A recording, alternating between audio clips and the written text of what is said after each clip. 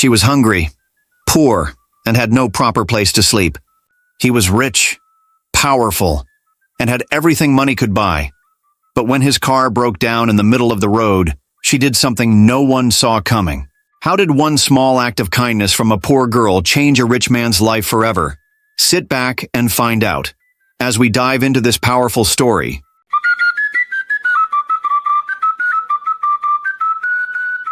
This is the story of how a poor homeless girl helped a young billionaire and changed both their lives forever. It was a quiet evening in Abuja. The sky was slowly turning dark and the road was empty. A man named Joshua, a young rich man in the city of Abuja, was driving home in his big black car. He had just left a business meeting at a nearby town. His mind was full. He was tired and wanted to get home quickly. But then, something strange happened. The car made a strange sound. Joshua frowned.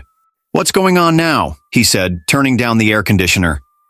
Suddenly, the car stopped in the middle of the road. He turned the key again. Nothing. He stepped out of the car and looked around. There were no houses nearby, no cars, no people, only silence. He checked the engine, but he didn't really know what he was looking at. He looked at the road again, still empty. He then dialed his mechanic's phone number, but it wasn't connecting. He looked around one more time. The road was still quiet. The only sound was the wind blowing through the trees. He had been standing there for almost 20 minutes. His white shirt was starting to soak with sweat. He was tired and a bit angry. Then, he saw something. Someone was walking on the other side of the road. It was a young lady. She looked about 26 or 27. Her clothes were old and torn in some places. She had a small bag hanging on her shoulder. Her hair was rough. Her slippers looked worn out. She walked slowly, like someone who hadn't eaten all day. Joshua frowned. "Who walks here at this time?" he asked himself. The lady looked weak. Her face showed tiredness, but also strength, like someone who had faced many hard days but was still standing. That girl was Stella. She had no home, no family in Abuja.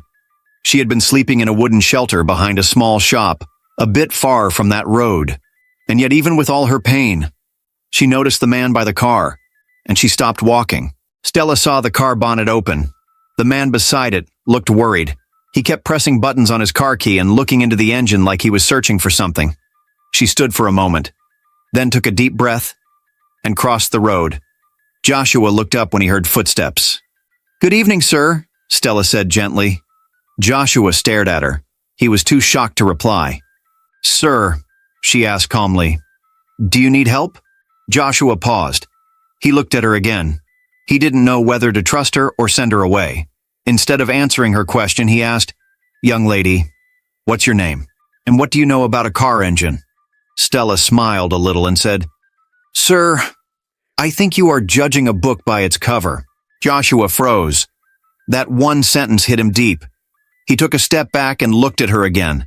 Dirty slippers, old clothes, hungry face, but her words were strong. He let out a small sigh and said, "I was driving back from a business meeting.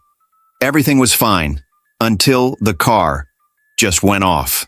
No sound, no smoke, nothing. It just stopped, and it hasn't started again." Stella nodded. "I understand," she said. "By the way, my name is Stella." Joshua gave her a small smile. "I'm Joshua." Then he stepped aside and said, "Let's see what you can find." Stella walked closer to the car. She looked inside the engine carefully. Joshua watched her, still not sure if this was a good idea, but he stayed quiet. Stella gently touched some wires. She looked closely at the battery. Then, she noticed something. A wire had come loose. It was a simple thing, but it could stop the whole car from starting. Without wasting time, she carefully fixed the wire back in place. "Okay, sir," she said. "You can try now." Joshua blinked. "Are you sure?" Stella nodded. "Yes, go ahead." Joshua walked to the driver's side. He opened the door, sat down, and turned the key. The engine came on. The car started like nothing had happened. Joshua jumped out quickly and stared at the engine. "You fixed it?" he asked. Stella nodded again, smiling. "It was just a small, loose wire." Joshua couldn't believe it. This girl, who looked like she didn't have a dime in her pocket, had just fixed his expensive car. He reached into his car, brought out some money, and handed it to her. "Take this," he said. "Please." But Stella took a step back. "No, sir," she said gently. "I only helped because I could. Kindness is not meant to be sold." Joshua stood there, shocked. He had met many people. Rich people, smart people, powerful people. But very few would help without asking for something in return. This girl was different, and he knew. He would never forget her. Joshua looked at Stella again. He could still hear her words in his mind. Kindness is not meant to be sold. He brought out a small white card from his wallet and stretched it toward her. "Take this," he said. "Come to Joshwick Petroleum Limited tomorrow morning, ask for me. My name is Joshua. The address is in the card." Stella looked at the card. Her hand shook a little as she took it. She didn't say anything. Her eyes looked confused. Joshua smiled gently. "Don't worry. Just come." Stella slowly nodded. She looked at the card again, then kept it inside the small bag she always carried. "Thank you, sir," she finally said. Joshua stepped into his car. As he drove off, he looked at her in the mirror. He didn't know why, but something in his heart told him that he would see her again. That night, Stella sat on the cold floor inside the wooden shelter where she slept. The wind was blowing. She opened her small bag and brought out the card. She looked at it again, for the 4th time. She read the name slowly. Joshwick Petroleum Limited. She sighed. Then she reached into her sack and brought out the only thing she had left. Half a loaf of bread. No butter. Just water and dry bread. She took a bite and sat back, thinking. All through the week, she had been going to the construction site where she worked as a laborer. But for days now, there had been no work. The man in charge said the building materials had not arrived. So, no job. No payment. She looked at the bread in her hand, and then looked at the card again. She whispered to herself, "If I had taken that money Joshua offered me, maybe I would have eaten well tonight." But then she shook her head. "No," she said softly. "If I had taken that money, then my help would feel like business. Like I only helped him for something." She closed her eyes, then opened them and looked at the card again. Something inside her said, "Go. Try. You have nothing to lose." She placed the card back in her bag and whispered, "I'll go." The next morning, Stella woke up very early. After preparing, she made her way to Joshwick Petroleum Limited. She stood in front of the gate for a while, holding the card tightly in her hand. The building looked too big, too shiny, too rich. But she took a deep breath and walked to the gate. 2 security men stood there.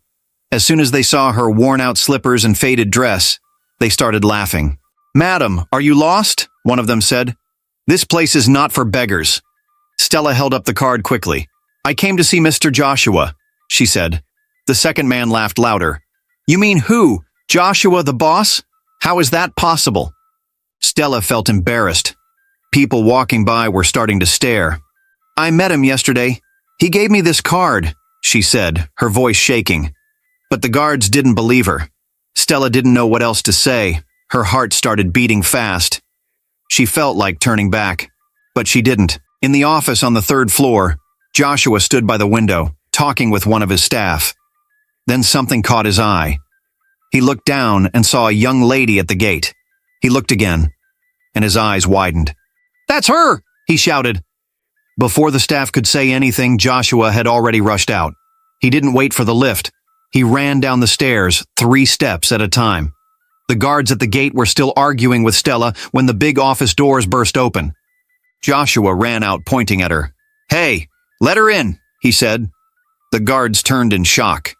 "This girl?" one of them asked. "Yes," Joshua said. "She's my guest. Let her in." The guards quickly opened the gate. "We are sorry, sir," they said. "We didn't know." Joshua didn't answer them. He turned to Stella. "Why didn't you call me?" he asked gently. "I don't have a phone," she said, looking down. He nodded. "Come with me." Stella followed him slowly. She had never entered such a big building before. The floor was shining. The glass doors opened on their own. People wore suits and greeted Joshua with respect. Stella held her small bag tightly. She felt shy. She felt small. But Joshua turned to her and smiled. "Don't worry," he said. "You're safe here." When they got to Joshua's office, he opened the door and asked Stella to sit down. She sat slowly, her eyes moving around the big office. It was clean, bright, and smelled nice. She had never entered a place like that before. Joshua sat across from her. He looked at her gently. "How are you feeling today?" he asked. "I'm fine, sir," she said quietly. He nodded. "Tell me about yourself, your family. Where do you stay?" Stella looked down. "I don't have a family. I grew up in an orphanage. When I turned 18, I had to leave. Since then, I've just been trying to survive." Joshua's eyes became serious. "That must be hard." She nodded. "Did you go to any school after the orphanage?" She shook her head. "No, sir. I only finished secondary school. I wanted to go further, but there was no money. I had to work to feed myself." Joshua was quiet for a while. He tapped his fingers on the table, thinking. Then he looked at her again. "Stella, I want to help you, but I don't just want to give you money.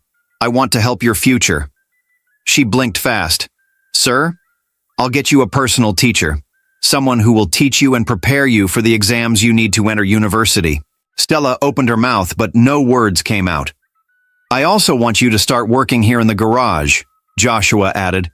"It's a cleaning job, nothing too hard. You'll be paid every month. And I'll give you a room in the staff quarters, so you don't have to sleep on the street again." Her lips shook. "Sir, thank you, sir." Joshua smiled. "You deserve a better life, Stella. Let's start from here." From that day, Stella began a new life. She cleaned the garage early every morning. She made sure the tools were in order and the floors were clean. When her tutor came, she took notes and asked questions. She wanted to learn and change her story, so she worked, studied, and prayed. One hot afternoon, the garage was full of noise and laughter. A staff named James had a flat tire. He was sweating and didn't know what to do. "Where's the jack?" James shouted.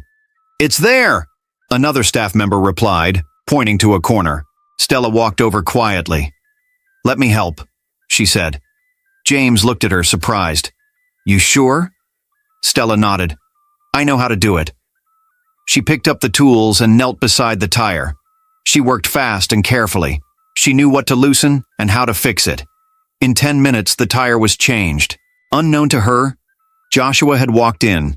He stopped at the door and watched everything. When Stella stood up and wiped her hands, Joshua walked over. "Stella," he said. She turned around quickly. "Sir," he looked at the tire, then at her. "Where did you learn all this?" She smiled. "I had a friend. He was a mechanic. I used to help him in his workshop before he went back to his village." Joshua smiled too. "You just keep surprising me." Stella laughed a little and looked away shyly, but deep inside Joshua's heart, something warm had started growing. He wasn't just impressed, he was proud, and for the first time in a long while, he was interested, really interested. From that day, Joshua began to watch Stella more closely. He didn't make it too obvious, but he noticed everything. She cleaned the garage every morning before others arrived. She never complained about anything. She greeted everyone with a smile, even the ones who looked down on her. When there was no work, Stella would go to a corner by the side of the building with her books on her lap. She read slowly, moving her finger along each line so she wouldn't miss a word. Sometimes she would help the older staff carry tools. Sometimes she would clean places out of her job description. But what caught Joshua's heart the most was how she treated people. She was always kind. She didn't gossip. She didn't act like she was better than anyone. Even when someone insulted her, she just smiled and walked away. One day, he stood at the window of his office watching her sweep the corner near the generator house. She didn't see him. She was focused. He smiled to himself. "How can someone go through so much," he said quietly, "and still have such a good heart?" There was something different about her. And for the first time in a long while, Joshua made a gentle decision. One Friday afternoon, Joshua called his driver. "Tell Stella to meet me in front of the building. I want her to follow me for lunch," he said. The driver blinked. "Sir? Stella? From the garage?" Yes, go now. 5 minutes later, Stella stood outside, wiping her hands on her clothes. She looked confused. Sir, you sent for me? She asked. Joshua smiled. Yes, I'm going for lunch. Come with me. Her eyes widened. Sir? Me? To lunch? Yes, just lunch. Don't be afraid. She nodded slowly and followed him into the car. They drove to a quiet restaurant not far from the office. It was beautiful. Soft music played in the background. Stella looked around, feeling out of place. When the food came, she stared at the knife and fork. Joshua noticed. Do you want me to show you how to use it? He asked kindly. She looked down, embarrassed. I don't really know how. That's okay, he said, smiling. Let me show you. He gently took her hand and showed her how to hold the fork. She laughed a little. I feel like a child. No, he said softly. You're just learning. And there's nothing wrong with that. They ate quietly for a while. Then he asked, How are the home lessons going? Very well, sir, she replied. My teacher says I'm improving. I'm trying hard. I can see that, Joshua said. You're doing well. They talked more about books, her dreams, her past at the orphanage, and her hope to become something more. There was no pressure, just a simple lunch, but something had started to grow. Not just respect, but something deeper. And they both felt it, even though no one said a word about it yet. But something began to happen at the company. It started with whispers. Staff would look at Stella and whisper behind her back, Why is the boss always smiling at her? Did you see him walk into the garage again today? What's so special about her? Some even laughed and called her names when she walked by. But Stella kept quiet. She didn't answer anyone. She just kept doing her job. But one person wasn't just whispering. She was burning with anger. Victoria, Joshua's personal assistant, watched from her office window every day. She had worked with Joshua for 2 years. She always dressed well. She always spoke softly when he was around. She always brought him tea, even when he didn't ask. But Joshua never looked at her twice. Now this girl, this poor, uneducated girl from the street, was the one getting his attention? Victoria's heart boiled. One evening, when Joshua was in his office alone, Victoria knocked and stepped in. Sir, can I speak with you? She asked sweetly. Joshua looked up. Yes, Victoria. What is it? She sat down slowly. I just want to tell you something important. It's about Stella. Joshua raised his head. What about her? Victoria leaned forward. Sir, please don't be upset, but you need to be careful. These street girls, they know how to act innocent. They pretend to be kind, but their eyes are always on money. Joshua stared at her. She's using you, Victoria said in a low voice. People like her, they always come with a plan. There was silence in the room. Joshua sat back, still staring at her. Then he said quietly, Thank you, Victoria. You may go now. Victoria stood up slowly. Yes, sir. As she closed the door, she smiled to herself. But what she didn't know was that Joshua didn't believe a word she said. Joshua sat at a table with 3 of his business partners in a private lounge. They were all older men. Rich. Powerful. They had helped him grow his company when he first started. They were like family to him. After talking about a new deal, one of them cleared his throat. Joshua, he said, can we speak as elders now? Joshua nodded. Of course. The man leaned in. We've been hearing things about a girl. Joshua looked at them. A cleaner at your company, another added. She's the one people say you're always around. Joshua smiled lightly but said nothing. We know you're a good man. The first one continued. But you must be careful. You're not just anyone. You are a big name in business now. Another one spoke. If people begin to spread stories, it won't be good for your image. You know how this country is. Joshua folded his hands. I understand your concern, he said. But Stella is just someone I'm helping. She has no family, no education, no support. One of them shook his head. Yes, help her. But don't get too close. People won't understand it. People will twist it, another warned. You know how fast news spreads. Joshua stayed calm. I've heard you, he said. I will handle it. They nodded and changed the topic. But as they spoke about other things, Joshua's mind was far away. He looked down at his glass and thought to himself, why is the world always ready to judge what it doesn't understand? He knew he had to be careful, but he also knew something else. He was beginning to care about Stella more than he expected. Stella heard the whispers. She saw how people looked at her. Some laughed behind her. Some called her names. Desperate cleaner. Who does she think she is? She wants to trap the boss. Every day at work felt heavier. She would smile in front of others, but her heart was tired.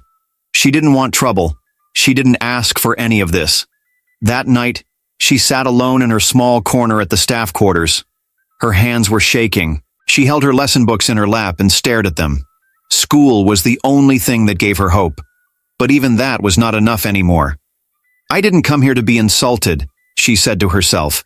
She thought about her life. No parents, no real friends, no home of her own. And now, everyone at work looked at her like she was a thief, like she stole something that wasn't hers.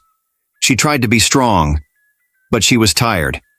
That night, while everyone slept, she folded her clothes quietly into her bag. She placed her books on top and zipped it up. She looked around her small space one last time. Then she walked out slowly into the night. Without telling anyone. She didn't know where she was going.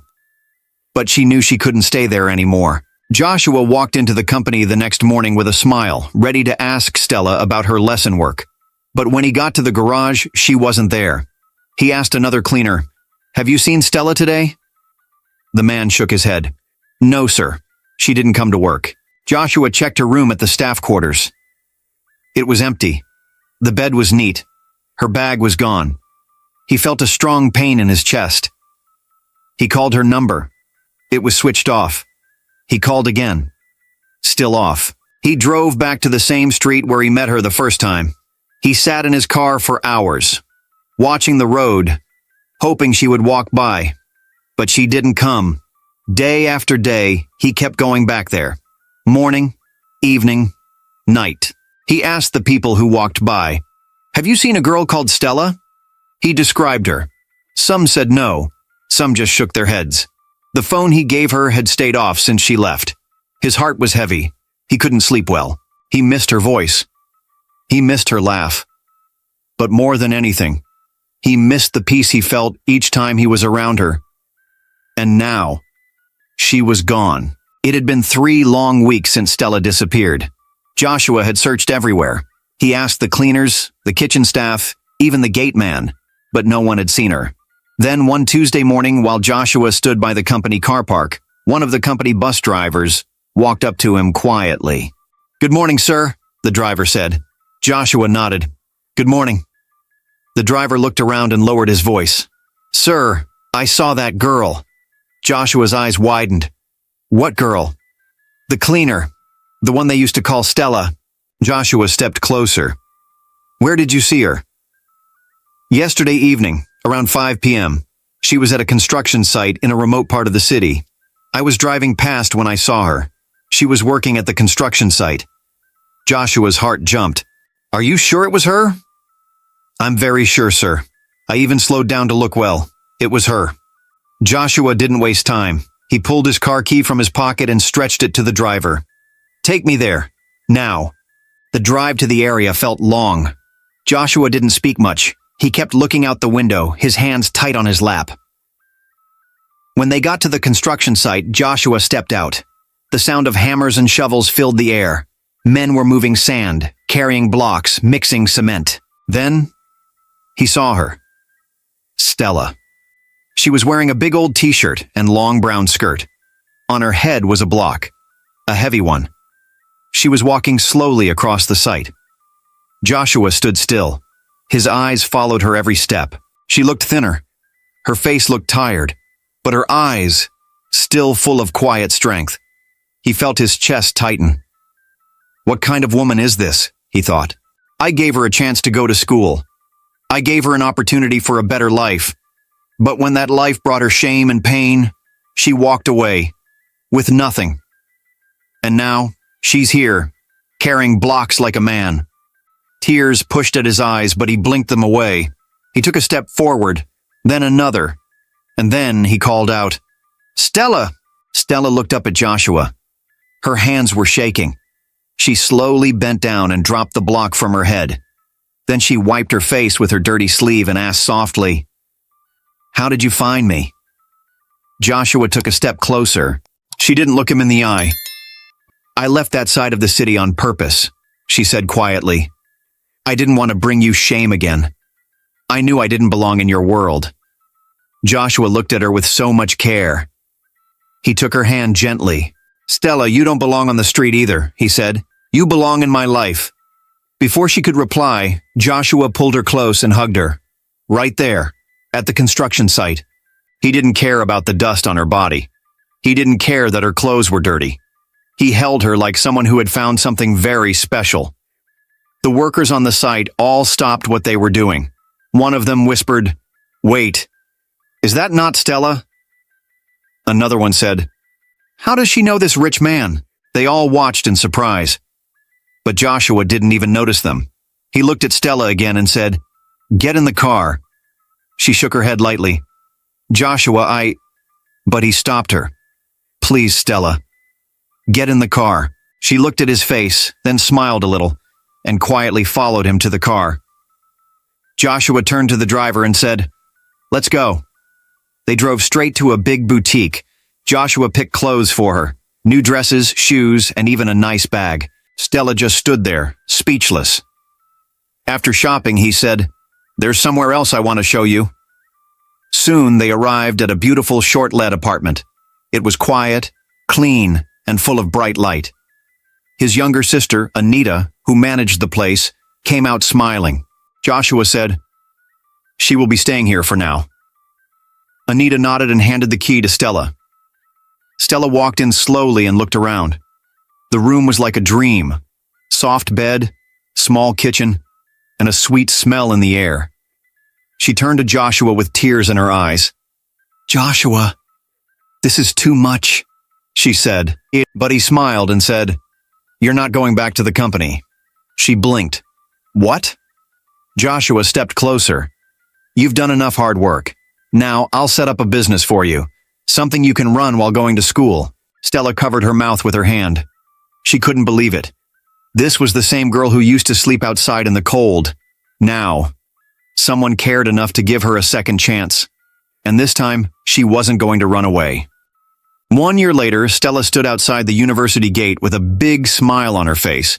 She wore a simple white shirt and blue jeans. In her bag was her student ID card. She had just finished her morning class in mechanical engineering. She looked happy and full of life. Things had changed. She now walked with confidence. Joshua arrived in his car to pick her up like he always did. When she saw him, her eyes lit up. "Hey," he said, smiling as he opened the car door for her. "Good afternoon, Joshua," she said, getting in. "How was class today?" he asked as he started the car. "It was great. We did practicals. I fixed a small engine," she replied, laughing. Joshua looked at her with pride. "I knew it. You've always had a gift with machines." She smiled. "Thank you for everything, for not giving up on me." Joshua shook his head gently. "Stella, I didn't help you out of pity. I saw your strength when you were fixing my car that day. I saw something real in you." They drove in silence for a while. Then Joshua pulled over by the beach. He looked into her eyes. "Stella," he said softly, "this 1 year with you has been the best part of my life. I want to do more than just support you. I want to build a life with you, if you'll let me." Tears filled Stella's eyes. She nodded slowly. "Yes, Joshua, I will." He took her hand and smiled. The sun shone behind them as the waves hit the shore gently. From a homeless girl to a student, from pain to purpose, Stella had found love, peace, and a new life. And this time, she knew. She truly belonged. Dear friends, this story teaches us something very deep. Never look down on anyone. That girl you see on the street today might be the woman sitting in a boardroom tomorrow. Just like Stella, many people are not lazy. They just need a little help and someone to believe in them. Also, true love is not about money or status. Joshua saw Stella's heart, not her clothes, not where she slept, but who she really was. and that is what love should be. So tell me, what did you learn from this story? Please drop your thoughts in the comments section. I would really love to read from you. You might even help someone else with your words. There's another very interesting story coming up in just a few days, so please subscribe to my channel and turn on your notification bell so you'll be the first to know when I upload it. If you enjoyed this story, please hit the like button and share it with your friends and loved ones. Thank you so much for watching. I truly appreciate you. See you in the next story.